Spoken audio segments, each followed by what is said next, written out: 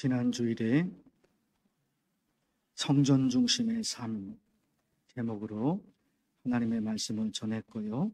오늘은 말씀 중심의 삶 제목으로 하나님의 말씀을 전하겠습니다.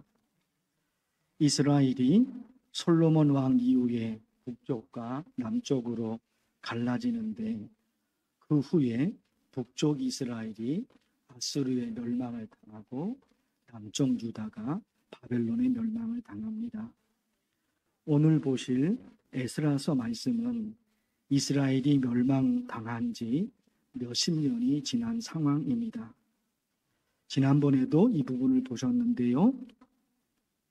바벨론 왕이 바벨론의 포로로 끌려간 이스라엘 사람들을 고향으로 돌려보내는데 그것을 포로 귀환이라고 말씀을 드렸죠.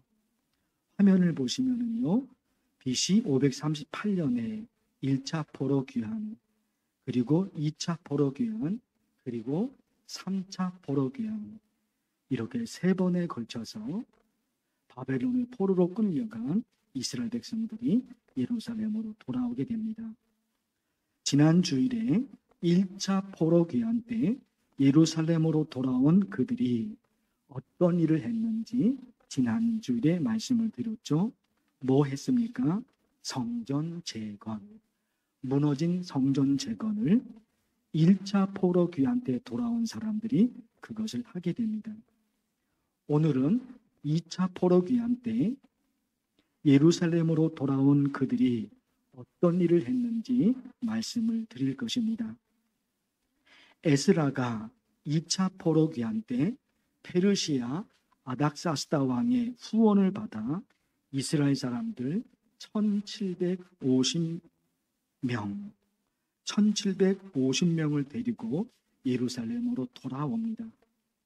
그러나 바벨론 포로에서 돌아온 그 사람들이 기쁨도 잠시 허탈감에 빠집니다.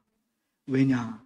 바벨론에 멸망당한 지 128년이 지났는데 폐허 상태 그대로 있는 겁니다. 2차 포로 귀환 때 바벨론에서 돌아온 그들이 포로 2세대 혹은 포로 3세대 혹은 포로 4세대까지 그렇게 지나가는 거잖아요. 그런데 128년 만에 포로 3세대, 포로 4세대 그들이 예루살렘으로 돌아온 겁니다. 그런데 폐허 상태 그대로 있는 거예요. 시대가 달라서 비교하기는 좀 어렵지만 우리나라도 전쟁을 많이 겪었잖아요. 특히 우리나라는 6.25 전쟁 있었잖아요. 그 6.25 전쟁으로 우리나라는 다 망가졌잖아요. 그러나 그 전쟁이 일어난 지 50년 만에 세계에서 가장 빠르게 성장한 나라가 되었습니다. 그렇죠. 시대가 다르기 때문에 지금 그들과 우리나라를 비교하기는 쉽지 않아요. 시대가 다르잖아요. 그러나 어찌됐든지 간에 전쟁으로 완전히 무너진 우리나라는 50년 만에 세계가 부러워하는 나라가 됐다고 합니다. 그런데 보십시오. 지금 이스라엘, 그 당시 그 이스라엘 어떻습니까? 128년이 지났다니까요. 전쟁으로 폐허가 된 지 128년이 지난 겁니다. 그런데도 폐허 상태 그대로 있는 겁니다. 그런 상황. 이 상황에서 드디어 누가 등장하느냐? 2차 포로 귀환 때 예루살렘으로 돌아온 에스라가 등장하게 됩니다. 에스라가 무엇을 시작했느냐? 신앙 개혁 운동입니다. 말씀을 보시겠습니다. 에스라 7장 10절 여러분 한번 읽어주실까요? 시작.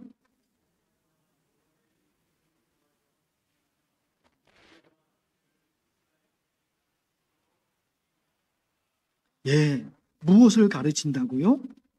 율례와 규례, 결국 하나님의 말씀이죠. 이스라엘에게 가르치기로 결심하였었더라. 무슨 얘기일까요? 그전에는 없었다는 거예요.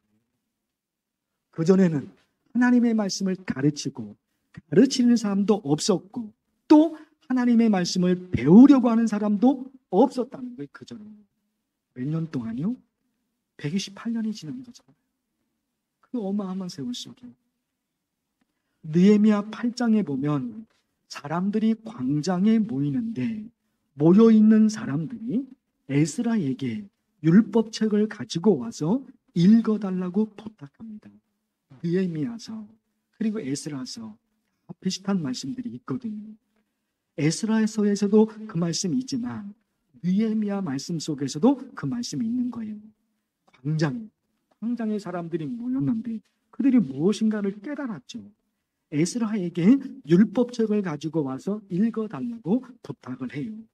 그래서 에스라가 율법책을 펼쳐들고 하나님의 말씀을 읽어줍니다. 보십시오. 느헤미야 8장의 말씀. 느헤미야 8장 1절에서 9절까지를 요약한 말씀입니다. 에스라가 율법책을 가지고 새벽부터 언제까지요? 정오까지 긴 시간이죠. 모든 사람 앞에서 읽음에 뭇 백성이 그 율법책에 귀를 기울였는데 귀를 기울였다는 거예요. 하나님, 이게 중요한 거죠. 하나님의 말씀에 깊은 귀를 기울입니다.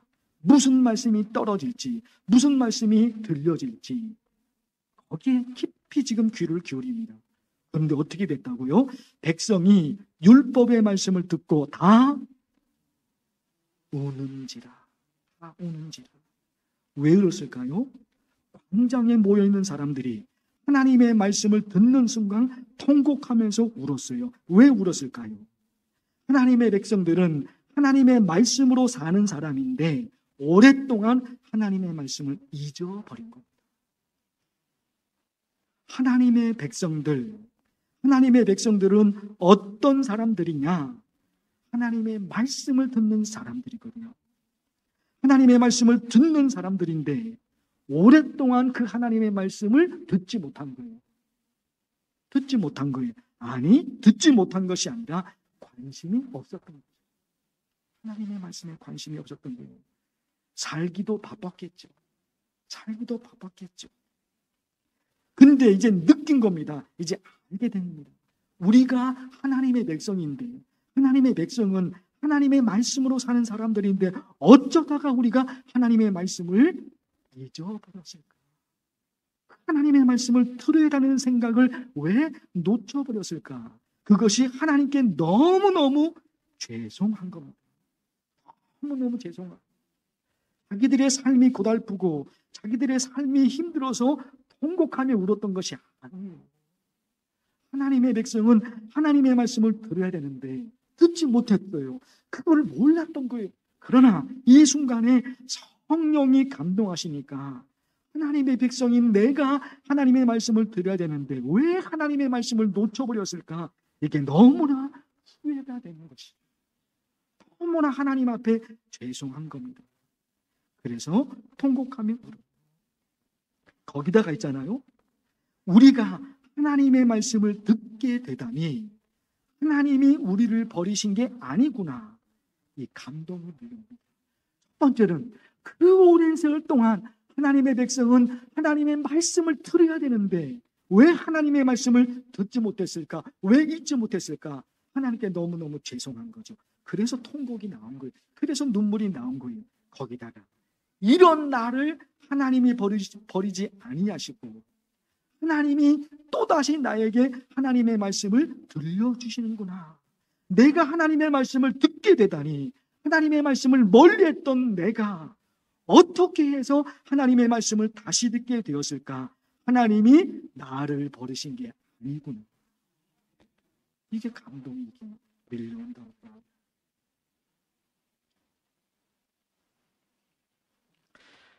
사랑하는 성도 여러분,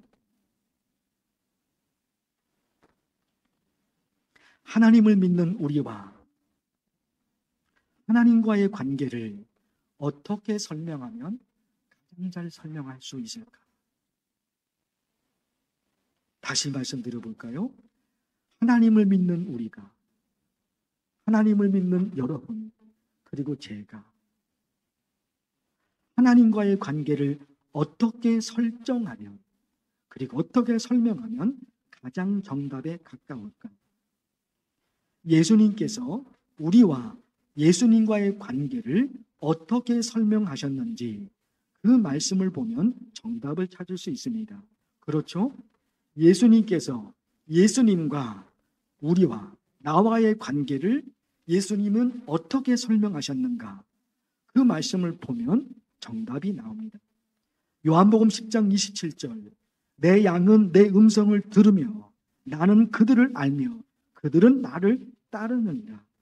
내 양은 뭐를 듣습니까? 내 음성을 들으며. 내 양은 내 음성을 들어요. 예수님께서 말씀하시는 거예요. 너희들에게 한 가지 비밀을 알려줄게. 뭔지 아니? 너희들에게 한 가지 비밀을 알려줄게. 뭔지 아니? 내 양은 내 음성을 들어. 내 양은 내 음성을 들어.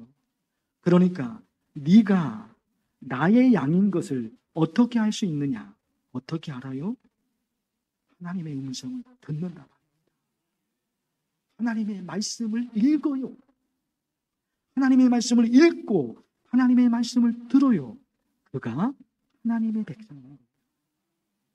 예수님께서 예수님과 우리와의 관계를 그렇게 설명하셨단 말입니다. 양들이 목자의 음성을 들으며 따라가는 것처럼 하나님을 믿는 하나님의 자녀는 하나님의 음성을 들으며 삽니다. 그 하나님의 음성을 어디서 듣습니까? 성경이죠. 성경을 통해 하나님의 음성을 듣게 된단 말입니다. 그래서 제가 여러 번 강조해서 말씀드린 게 있어요. 우리나라에 들어와서 사는 외국 사람들이 많은데 누가 우리나라에 제일 빠르게 적응할까? 우리나라에서 들어 사는 외국 사람들 많이. 누가 우리나라에 가장 빨리, 누가 우리나라에 가장 빠르게 적응할까? 누가요? 우리나라 말을 잘하는 사람이에요.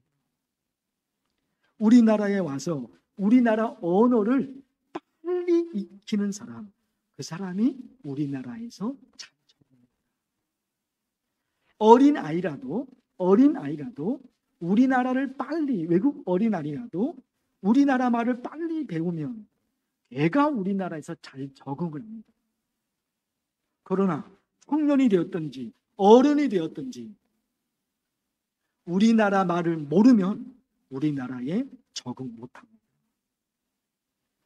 딱 한 가지밖에 없는 거예요. 그 나라 언어를 아느냐는 거예요. 그것이 그 나라에 가장 빨리 적응할 수 있는 길이거든요. 천국의 백성은 어떨까요? 마찬가지입니다. 하나님의 백성이 빨리 하나님의 나라에 적응할 수 있는 것은 하나님의 말씀, 하나님의 언어, 그걸 알아야 되는 거예요. 그것이 하나님의 나라에, 하나님의 축복에 가장 빨리 도달할 수 있는 방법입니다. 사실은 하나님이 창세기서부터 요한계시록까지 이런 하나님의 말씀의 중요성을 얼마나 많이 말씀했는지 몰라요. 그걸 놓쳐버리고 사는 거죠. 놓쳐버리는 거예요. 가장 중요한 것을 놓쳐버리는 거예요. 양은 목자의 음성을 듣는 거예요. 예수님과 우리와의 관계, 우리와 하나님과의 관계가 거기에 있단 말입니다. 그래서 여러분, 하나님의 말씀을 붙들고 한 걸음 한 걸음 걸어가는 신앙의 삶이 너무너무 중요하단 말입니다. 자, 그런데 조금 방향을 좀 돌려서 느헤미야 8장 1절에서 9절까지 하나님의 말씀을 듣고 다 울었잖아요. 그런데 그 다음 이어지는 말씀을 보십시오. 자, 읽어볼까요? 시작.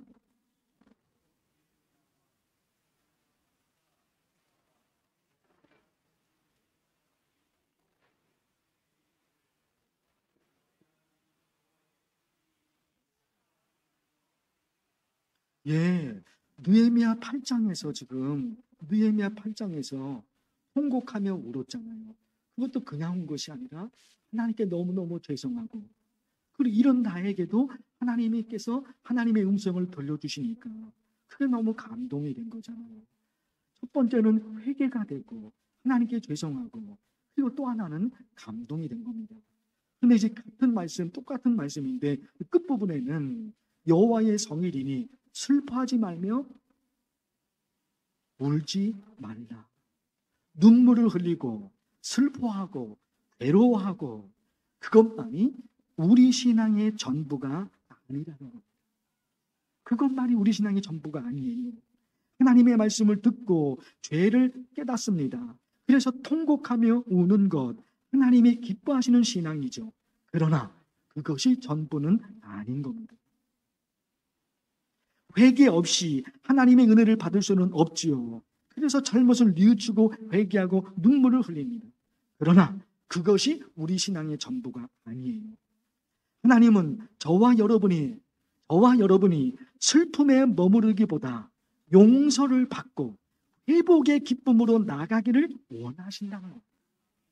그렇죠. 너무 죄송하니까 지금 통곡한 거잖아요. 그러나 거기서 머물러 버리면 안 되는 겁니다. 하나님이 원하시는 것은 그 슬픔에 머무르기보다 용서받을 수 있는 길이 있습니다. 다시 축복의 길로 갈 수 있는, 다시 은혜의 길로 갈 수 있는 그 길이 있단 말입니다. 거기까지 가는 거죠. 그래서 하나님이 어떻게 역사하실지 믿음의 눈으로 바라보고 하나님의 은혜와 하나님의 축복을 경험하도록 나갑니다.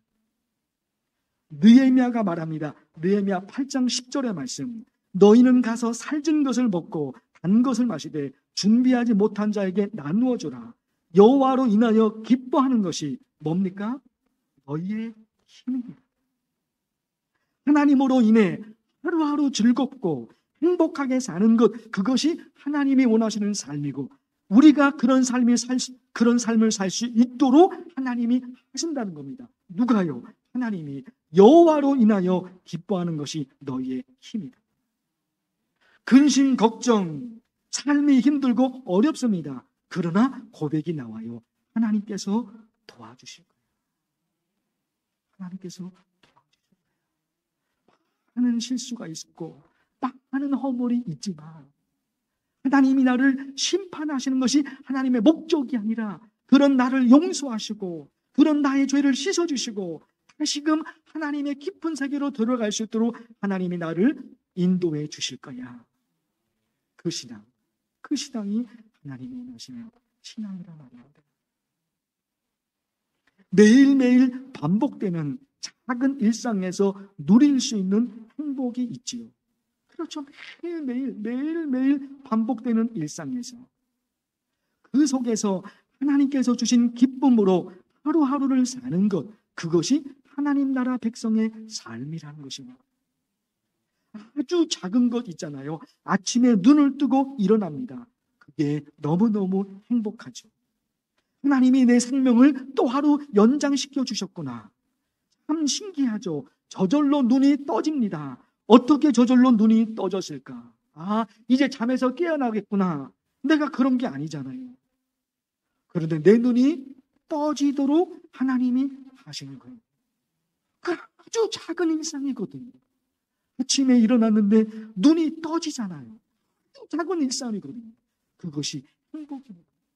하나님이 오늘 하루도 내 생명을 연장해 주셨구나. 그게 기쁨이라고 합니다. 그러기에 느헤미야서 말씀을 통해서, 에스라 말씀을 통해서 통곡하고 우는 것, 거기서 머물지 않는 겁니다. 어디로 나갑니까? 용서하시는 하나님의 은혜, 다시금 기회를 주시는 하나님의 은혜, 거기로 나갑니다. 그런 삶이 되기 위해서 가장 중요한 것이 결국 어디로 돌아갑니까? 하나님의 말씀이죠. 하나님의 말씀으로 또다시 돌아가게 돼요. 요한복음 10장을 말씀드렸어요. 양들이 목자의 음성을 들으며 따라가는 것처럼 하나님을 믿는 하나님의 자녀는 하나님의 음성을 들으며 삽니다. 성경 말씀이 천국 백성의 글이며 천국 백성의 언어입니다. 그래서 천국 백성들은 베레아 교회 성도들처럼 삽니다. 그래서 천국 백성은 베레아 교회 성도들처럼 삽니다. 보십시오. 베레아에 있는 사람들은 데살로니가에 있는 사람들보다 더 너그러워서 간절한 마음으로 말씀을 받고 이것이 그러한가 하여. 어떤 의미일까요? 성경 말씀이 궁금합니다. 성경에 이런 말씀까지 있었구나. 하나님이 이렇게까지 역사하셨구나. 그런 감동이 밀려 나와요. 그래서 그 말씀을 붙들고 이 사람은 어떻게 해서 이런 하나님의 은혜를 받을 수 있었을까? 나도 그런 축복을 받고 싶은데, 나도 어떤 삶을 살면, 나도 어떤 신앙으로 살면 하나님이 이 사람에게 내리신 그 복을 내게 주실까? 이런 것들이 반복해서 이어지는 거예요. 최근에 하나님께서 누구를 찾아가셨고 또 누구를 찾아가셨고 또 누구를 찾아가셨고, 이런 말씀이 성경 곳곳에 있는 것을 알게 됐습니다. 발견이 됩니다. 전에도 많이 본 말씀이지만 그 말씀이 새롭게 다가왔어요. 하나님이 이 사람에게도 찾아가셨어요. 내가 하나님을 찾아간 것이 아니라 하나님이 그 사람에게 찾아가요. 이런 게 있더라고요. 창세기 12장, 아버지를 따라 하란에 와서 살고 있는 아브라함에게 하나님이 찾아가십니다. 그렇죠? 내가 내게 보여줄 땅으로 가라 말씀까지 아브라함을 찾아오신 거예요. 창세기 21장, 하갈의 광야에서 방황하고 있었을 때 하나님께서 광야에 있는 하갈에게 찾아오십니다.